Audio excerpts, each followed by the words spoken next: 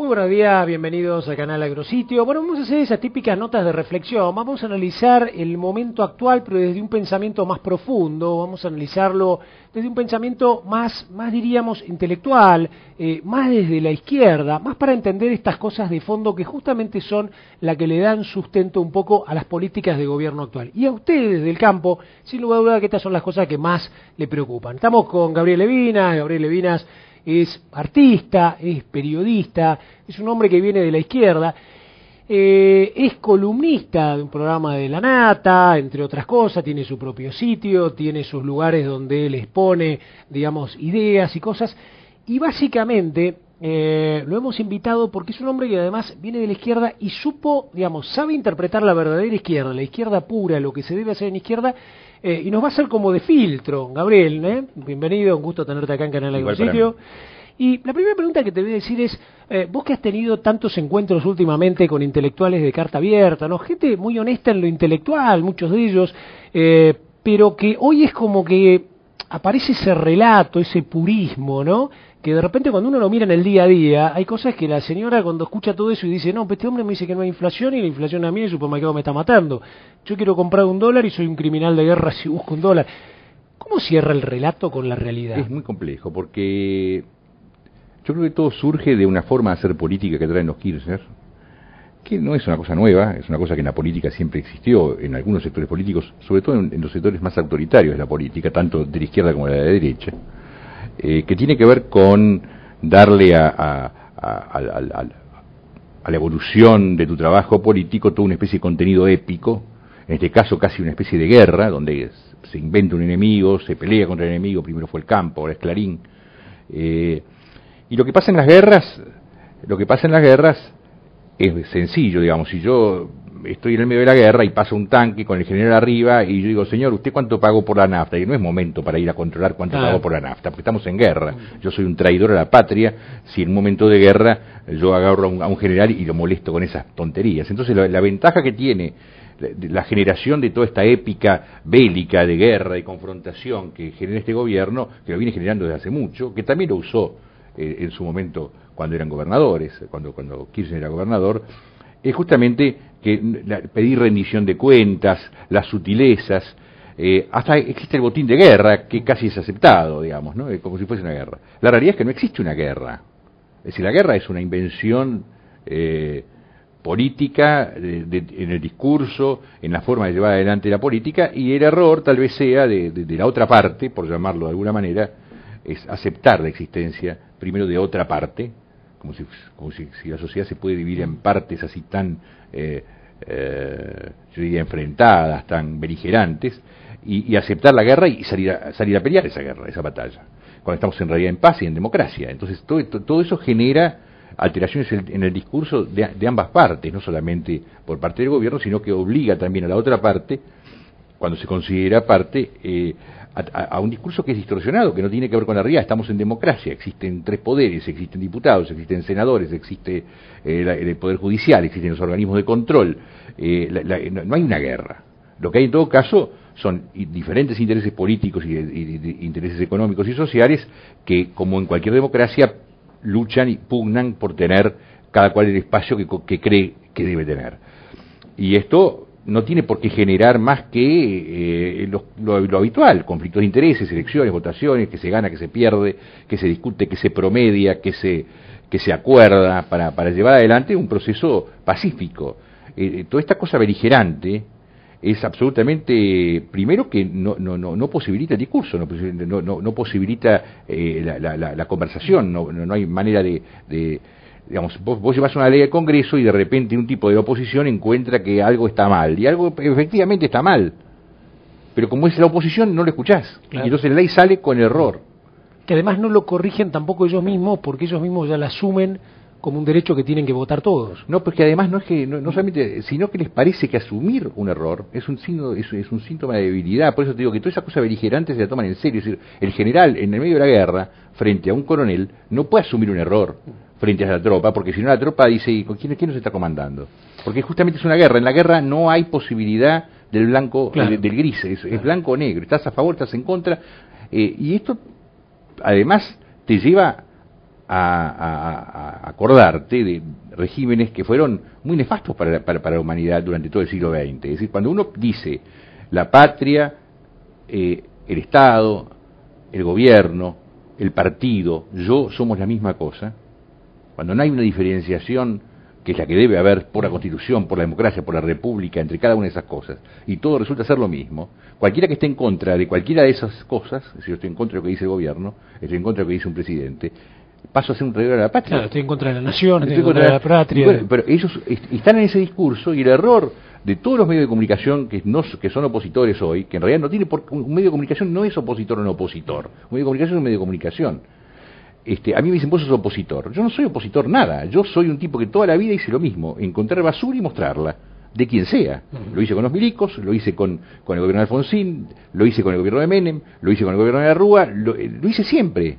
Entonces, ¿por qué no voy a dejar de hacer? Esa es la función del periodista, es encontrar lo que está mal, lo que el poder quiere ocultar y mostrar. Eso no me convierte a mí en opositor. Claro. Opositor sería si yo tengo un partido político que me respalda y yo estoy tratando de reemplazar a esa persona por otra en la diputación, en la senaduría o en la presidencia. Pero simplemente por ser simplemente un periodista que encuentra basura y la muestra, eso no me convierte en opositor. Sin embargo, aceptamos que nos digan periodistas opositores. Es decir, estamos aceptando el discurso falso que nos proponen desde el gobierno, y entonces es muy difícil cuando los diagnósticos están equivocados. Es decir, vos no vas a ir vos estás en el campo, no vas a ir a poner un insecticida o un plaguicida para plaga equivocada, porque no le haces, digamos, tenés que hacer un diagnóstico correcto para poder combatirlo.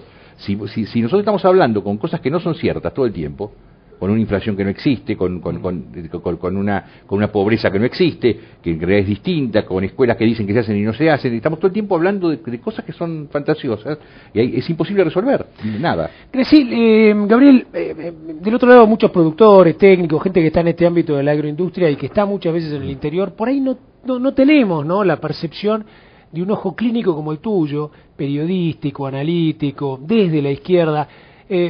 ¿Cómo ves vos hoy hacia dónde va la Argentina de la mano de las cosas que se van construyendo a través de todo esto, ¿no? Kirchnerismo, la cámpora, una cierta política, estar todos contentos porque ganó en Venezuela alguien que ya viene hace 10 años y no termina de cambiar, etcétera, etcétera.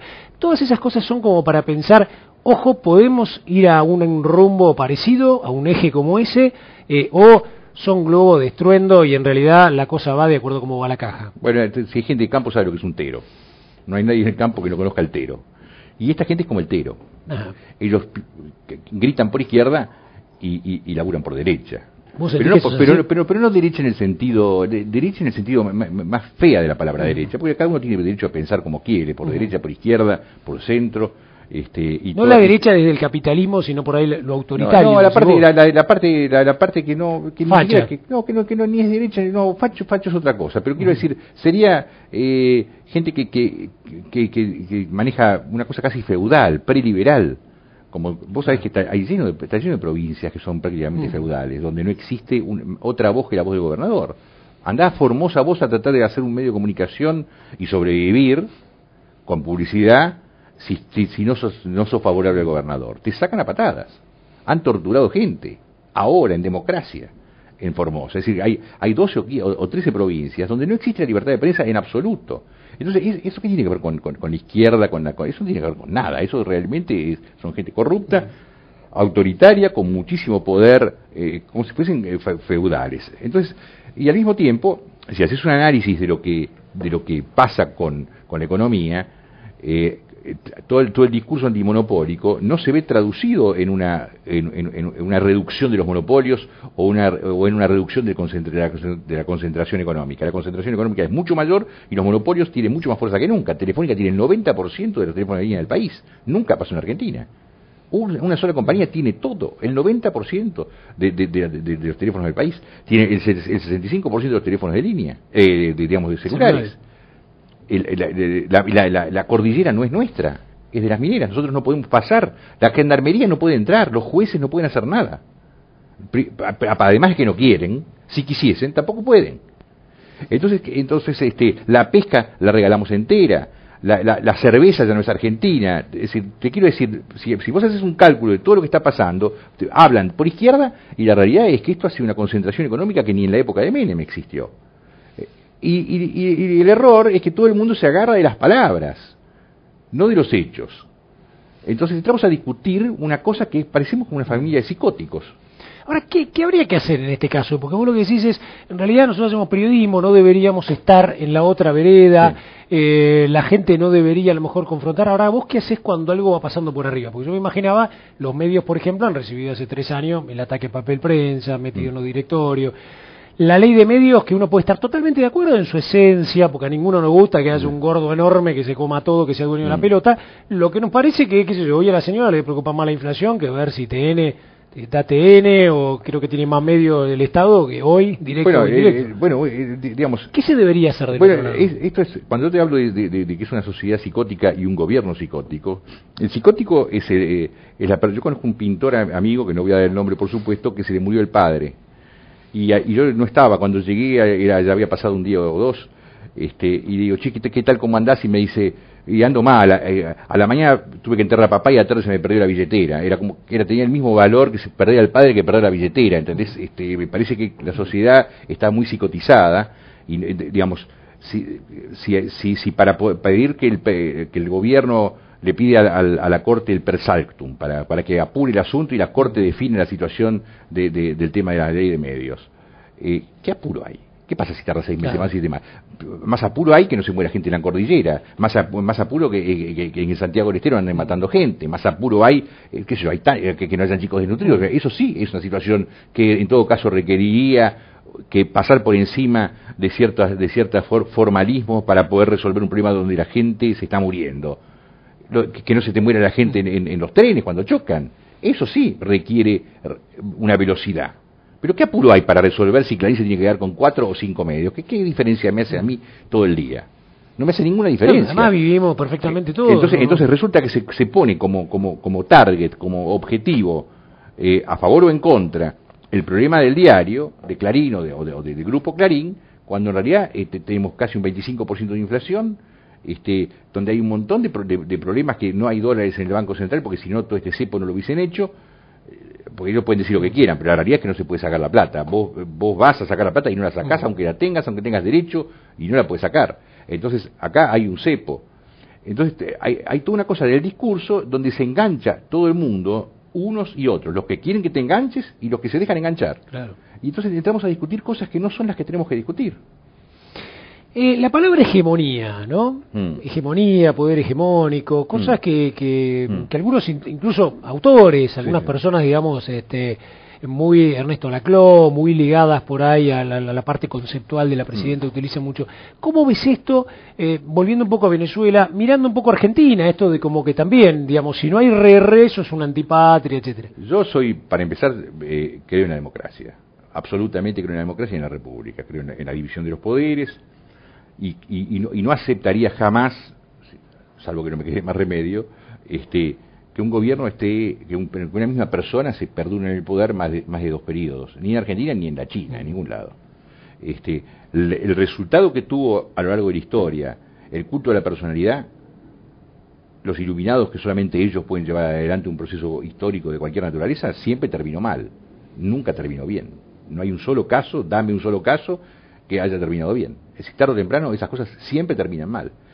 Pero es que no pueden terminar mal por definición, bien por definición, claro. Porque si vos tenés una persona que está haciendo un trabajo y lo está haciendo solo, y no está entrenando gente, no está capacitando gente, no forma parte de un conglomerado de personas que piensan, deducen, discuten y producen hechos políticos, sino que hay una sola persona que se levanta a la mañana y dice, hagamos esto, y terminan haciéndolo y todo el mundo sale corriendo sin chistar y sin discutir y sin decir nada a hacerlo. Eso a la larga, es decir, se muere de un cáncer y te quedaste sin país, te quedaste sin quien siga con tu proyecto. Es decir, tu proyecto estás siendo el peor enemigo de tu proyecto, sos vos mismo, cuando el culto de la personalidad es el principal condimento. Entonces yo eso realmente es decir, no lo admito. Laclau, que es uno de los ideólogos hoy día que encontraron justo un tipo de segunda en no sé dónde para poder utilizarlo como ideólogo, Es un tipo que en el fondo tiene una enorme subestimación por la gente que él dice que ama. Él dice que para esta gente de acá de Latinoamérica no es tan grave si un presidente se perdura en el poder mucho más allá del periodo constitucional, tampoco es grave si algunas pautas republicanas no se toman en cuenta o se pasan por encima, como diciendo, para estos indios, ¿qué caso importa si pasamos por encima alguna regla? En Europa no lo aceptaría, ¿no? Como diciendo, para estos incultos, para estos burros, no está mal que un tipo con los huevos bien puestos pueda llevar adelante un proceso, aunque se pase por encima de algunas formalidades. Cuando ellos dicen que es una formalidad, algo que en realidad es la Constitución, que es el control del Estado. ¿Cómo hace el Estado para controlar el poder? ¿Cómo hace el pueblo para controlar al que tiene que controlar al Estado? Si vos sacás todo eso, porque es una mera formalidad, porque es un estilo, porque al principio hablaban de estilo, vos no sé si te acordás que al principio hablaban del estilo de Kirchner. Yo decía, eso no es un estilo, claro. Eso es ideológico. La ideología no está en lo que se dice, la ideología está en la metodología. La verdadera ideología de los actos está en los métodos, en la forma en que vos llevás adelante las cosas. Lo demás es cuento chino. Todos queremos un país más lindo, todos queremos que todo el mundo ande bien, todo el mundo queremos que todo el mundo tenga plata y pueda salir a comer tranquilo por ahí, a pasear, irse de viaje, todos queremos eso. El asunto es cómo lo logramos. Y ahí está la ideología. La ideología está en la forma de llevar adelante ese proyecto de un país mejor. Y eso es lo que está pasando ahora. Lo que está pasando ahora es que estamos todos muy confundidos para saber qué es un facho. Por ejemplo, la gente te habla de fascismo. Y enseguida piensan en Videla. Videla no era fascista. Videla era autoritario, genocida, un homicida, un corrupto, todo lo que vos quieras, pero no era fascista. El fascismo es otra cosa que tiene que ver con una organización política determinada, claro, que no tiene nada que ver con eso. Sí, a veces se utiliza como una síntesis, una síntesis mal utilizada. Claro. Entonces, y un militar autoritario. Porque el principal lucha, para que te des una idea, el principal oponente que tuvo el fascismo en el mundo, realmente, fue el estalinismo, que no se caracterizaban por libertades democráticas de ninguna naturaleza. Era como que se tocaban los opuestos, porque en realidad los estilos por ahí eran lo mismo. Pero quiero decir que el principal enemigo era por el tipo de organización social que proponía uno y otro, pero no por la falta de libertades individuales que en ningún lado existía. Y ese fue el principal opositor. Gabriel, justo cuando arrancábamos decíamos, el gobierno necesita en esta confrontación siempre tener un enemigo. Entonces ahora aparece, el grupo Clarín. Pero vos en un momento me decías, en su momento fue el campo, y antes de empezar la nota me dijiste, yo tengo una teoría respecto a eso. ¿Por qué no nos contás un poco de eso? El campo, yo viví en el campo muchos años. Viví 6 años en Formosa, y como además de hacer lo que tenía que hacer... ¿De chico, de grande? No, ya había terminado de hacer la revista El Porteño, se la dejé a la nata y me fui a vivir 6 años al campo. Y mientras vivía ahí, hice de todo. Tenía una huerta para vivir y además compraba vacas, las mejoraba, las vendía. Y hice una plantación de tomates, tuve una relación con el campo. Y en el campo hay una cosa que lo primero que aprendes es que el agricultor, que en el fondo es el origen de nuestra cultura hoy, es un tipo que tiene que manejar los tiempos. Tiene una relación con el tiempo, a diferencia del aborigen, que es un cazador. El cazador piensa con la panza, hoy tengo hambre, salgo a cazar, mañana no tengo hambre, me quedo en casa, pasado mañana vuelvo a salir, no tiene planificación. En cambio, el agricultor, naturalmente, el agricultor o el hombre de campo, tiene que pensar a largo plazo, es decir, tenés que poner semilla, tenés que carpir, tenés que hacer todo el proceso, guardar parte de la semilla, para el año que viene, si tenés que mejorar comprarse un neullo o tuviste las crías, tenés que tener 3 años para venderlo, 2 años y medio, depende en qué momento lo querés vender. Si querés mejorar la raza son 7, 8 años. Todas esas cosas te meten en una relación con el tiempo. Y en eso no hay ninguna diferencia entre un tipo que tiene 1 hectárea de calabaza que un tipo que tiene 1000 hectáreas de soja. Es decir, claro, que la relación cultural con la tierra y con el tiempo es la misma. Seas pobre, rico, mediano, chico, grande, todo da igual. Y en la ciudad, lamentablemente, los que venimos de una cultura de agricultores, nos hemos convertido en cazadores, en una especie de fundamentalistas de la coyuntura, que solamente hacemos lo que necesitamos hoy, y contestamos lo que sale en el diario, no tenemos plan, no hay ningún plan. Es decir, no hay ningún plan. En el campo sin plan te morís. Y lo que hubo es una confrontación entre dos culturas, entre la cultura del campo, y por eso estaban juntos gente que vos decís, ¿qué hacen juntos? Yo visité varios piquetes llegando hasta el Chaco, pasando por Entre Ríos, Corrientes, y en Corrientes, cerca de Empedrado, antes de Empedrado en realidad, en un corte que estaba antes de llegar a 100 kilómetros de ahí, camino Empedrado, Burucuyá. Había un corte donde estaba el presidente de la Sociedad Rural de Corrientes. Un muchacho más joven que yo, con alpargatas de carpincho, remera polo. Y después que le hice un pequeño reportaje, me trajo, vení que te voy a mostrar, y me trajo un muchacho que había sido amigo de Evo Morales, que tenía 3 hectáreas de calabaza. Y estaban juntos, peleando juntos. Y yo, ¿qué hacen estos tipos juntos? Nunca en la puta vida podían haber estado juntos eso. Y sin embargo estaban juntos, ¿por qué? Porque en realidad era como que un país estaba atacando a otro país. Claro. Y eso nadie lo entendió, porque la gente se enroscó con el 35%, que no era un problema del porcentaje, era un problema que ellos tenían un plan, que lo habían hecho, que sabían que iban a cobrar tanto, que iban a poder cambiar la chata, que iban a poder mandar a sus chicos a no sé dónde, y de repente a mitad de camino, bueno, ya estaba todo jugado, y dice, no, te cambiamos la regla de juego. Y no se la bancaron. No se la bancaron porque dice, no puede ser que yo estoy pensando a 3, a 4, a 5 años, y estos tipos, porque necesitan guita, porque están locos, me vienen a joder a mí. Fue eso lo que pasó. De todo lo demás son cuentos chinos, porque en realidad todo se trataba de 300 o 400 millones de dólares, que se perdieron mucho más con todo el lío, y mientras tanto las exportadoras de grano se llevaban toda la guita. Pues sabés, Gabriel, que nosotros hicimos unas encuestas, yo la busqué justamente para venir a esta nota, ¿no?, con vos, y le preguntábamos al campo. Primero le preguntábamos sobre si el gobierno había perdido la brújula, ¿no? Y 90% dijo sí, perdió el rumbo. Sí. Encuesta por internet, cualquiera lo hace, digamos, va, se mete, no puede contestar 2 veces. Segunda pregunta, ¿usted ve idoneidad de profesionalismo en los ministros? A lo mejor pueden ser que sean profesionales, pero no pueden destacarse. Bueno, 84 dijo muy mal profesionalismo. Y la consecuencia de todo esto fue, bueno, a ver, con todo esto que usted observa tan mal, sector agroindustrial, ¿está de acuerdo con que la ciudadanía vuelva a salir pacíficamente a la calle el 8N, famoso este 8 de noviembre, en señal de disconformidad con la política del gobierno? ¿Cuánto decís después de estos datos que contestó la gente? Si estaba de acuerdo o no. La mitad. La mitad. 95% sí estoy de acuerdo, voy a salir. ¿Pero vos a quién le preguntaste?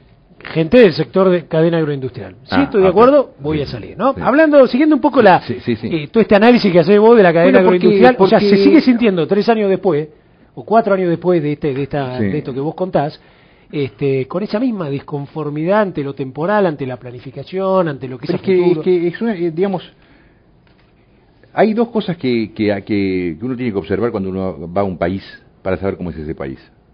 Y con eso uno puede irse tranquilo a casa sabiendo que sabe bastante sobre ese país. La primera es ver cómo tratan a los chicos,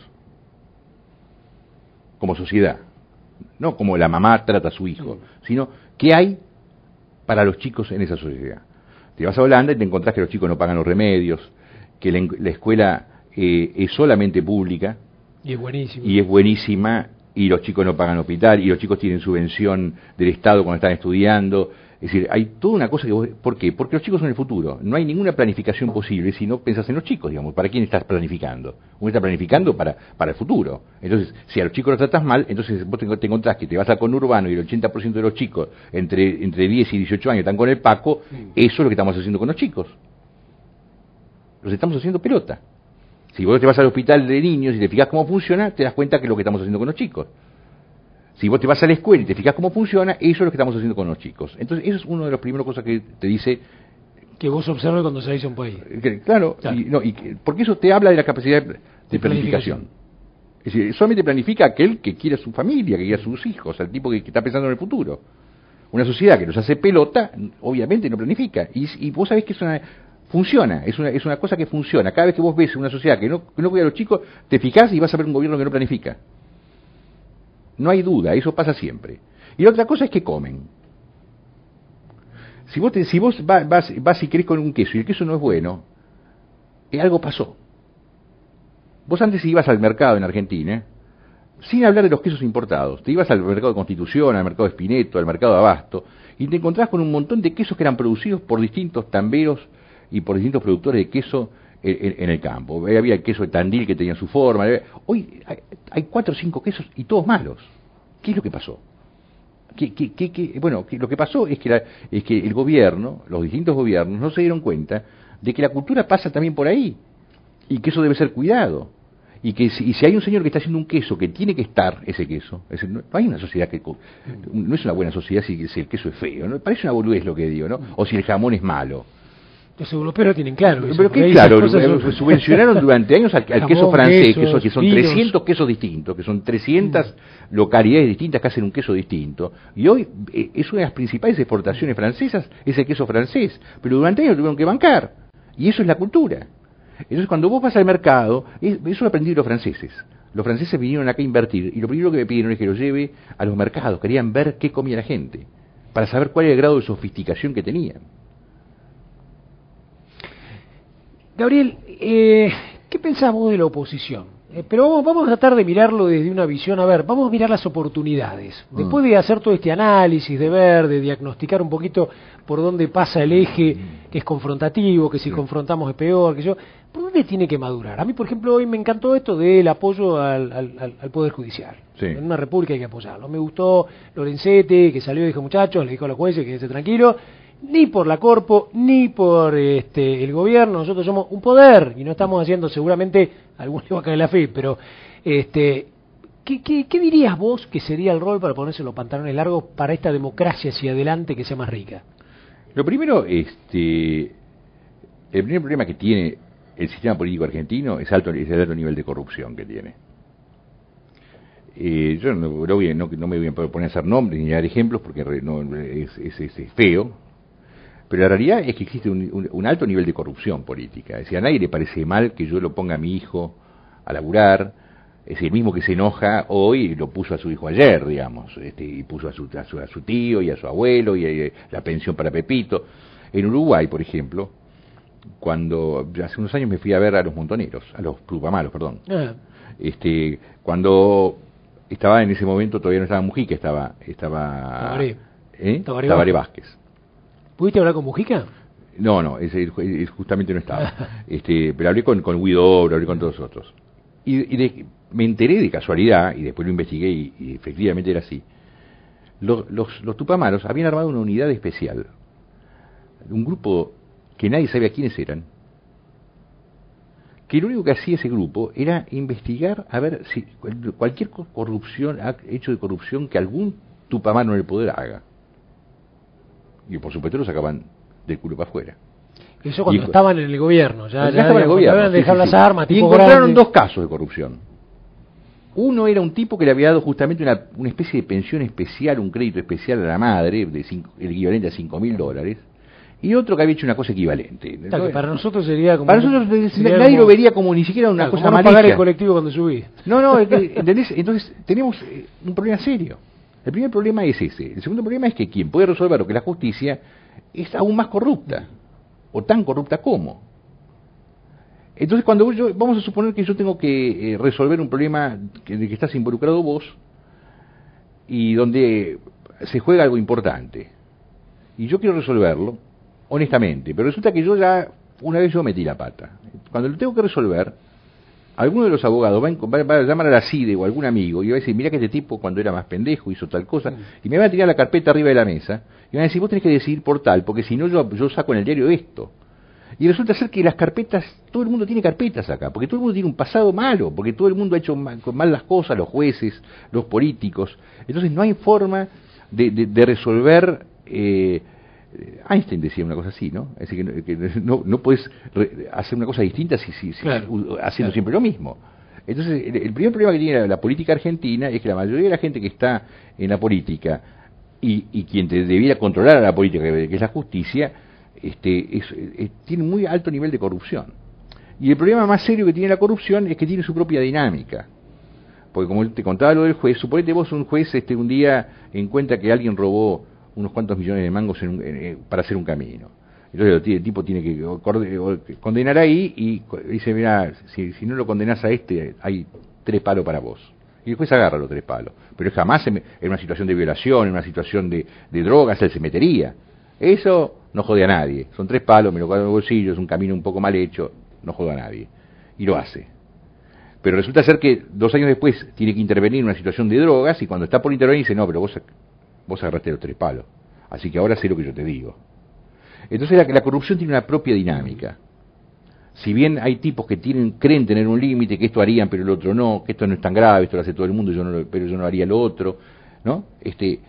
Todas esas barreras las va rompiendo la propia corrupción en su propia dinámica. ¿Vos te pensás que México, cómo empezó? Todo el despelote de México, con cientos de personas muertos por semana. ¿Cómo empieza todo eso? Jueces que no pueden hacer nada. ¿Cómo empieza eso? Es una cosa que la corrupción tiene su propia dinámica. Entonces, la única manera de frenar eso es gente muy muy honesta, que no los conozco realmente, no los veo, ¿no?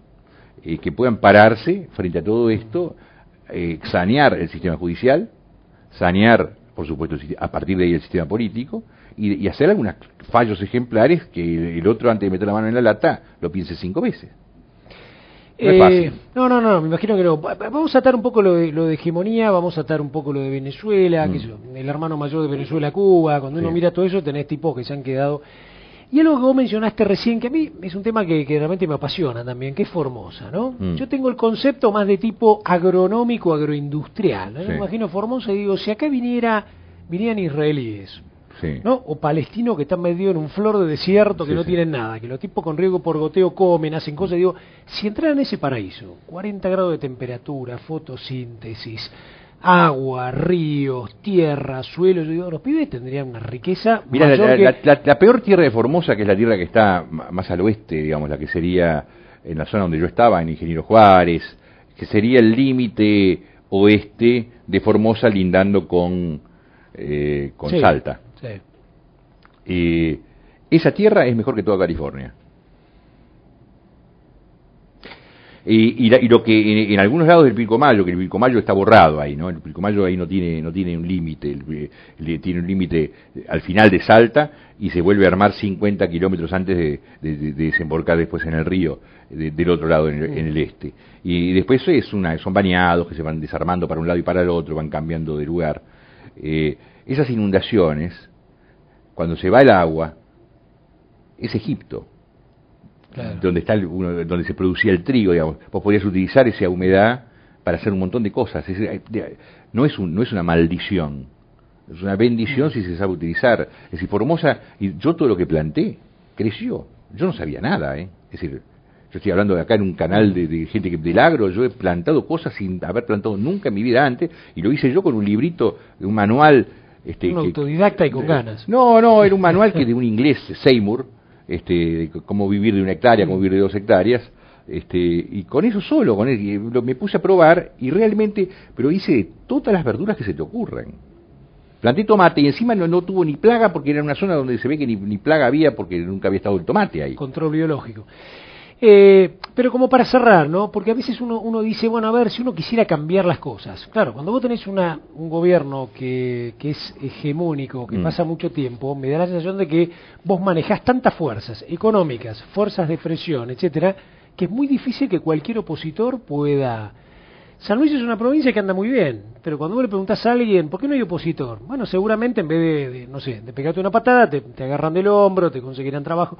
Hay lugares donde vos decís, es muy difícil que llegue a haber riqueza democrática, ¿no? ¿Cómo se logra destrabar eso? Bueno, lo primero que hay que hacer es reformar la Constitución en aquellas provincias donde se permite la reelección. Esto para empezar por el principio. Es decir, que un mismo partido gane una y otra vez, bueno. Lo que pasa es que ellos mismos no te lo van a dejar hacer, porque tienen la mayoría. Este es el primer punto. Claro. El primer punto es una cosa que hay que ver cómo se resuelve, pero además, sí, más lejos, digamos, si la justicia funcionase, la mayoría de estos gobernadores estarían presos.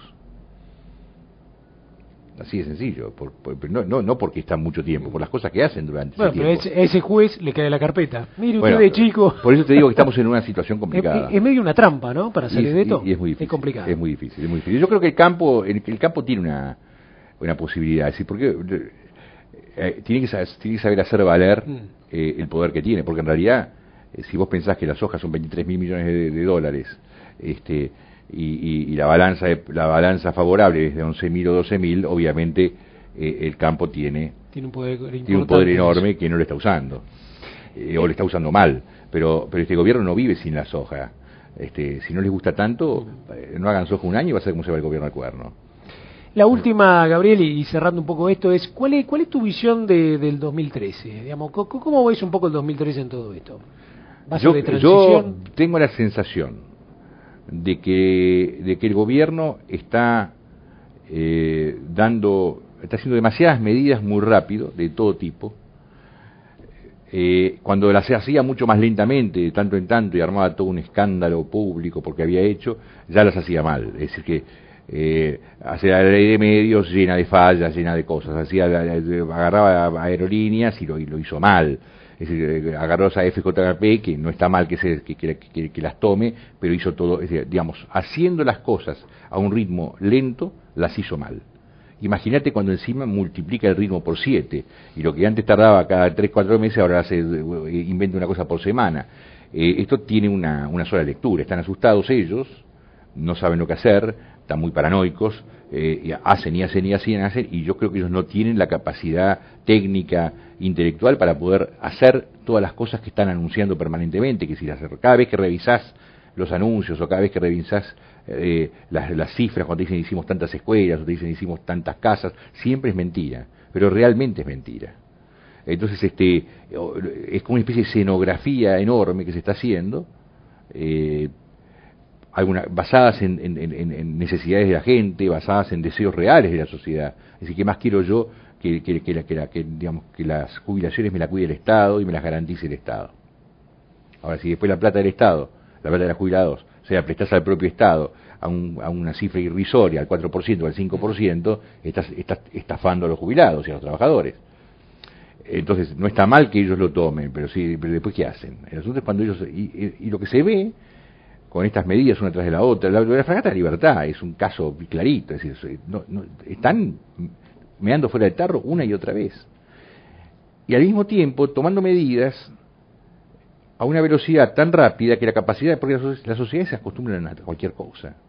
Yo he visto gente que se acostumbra a cualquier cosa físicamente, que se va, gente con cáncer que yo he visto que dice, me corto el dedo, me corto la mano, hay un momento que decís, no cortes más, eso no es vida, pero si va de a poquito te acostumbras, si va de golpe no.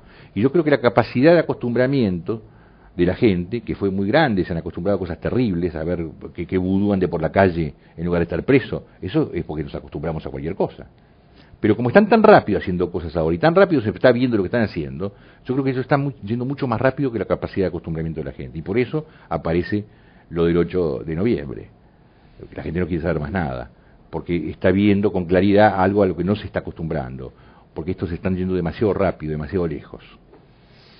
Muchísimas gracias, Gabriel. Le agradecemos mucho a Gabriel Levina, periodista, intelectual, hombre del arte, y bueno, y nos ayuda, creo, un montón a reflexionar. Además se metió bastante en el campo, la realidad que yo no sabía que él había estado con esta experiencia, no muchos hemos estado así 6 años en una zona como esa, y creo que nos abre muchísimo la cabeza para pensar, para seguir explorando, para ver las cosas desde aquellos que justamente vienen de un pensamiento, de razonar, etcétera, etcétera, y pueden descubrir con honestidad los errores. Gracias, Gabriel, muy amable.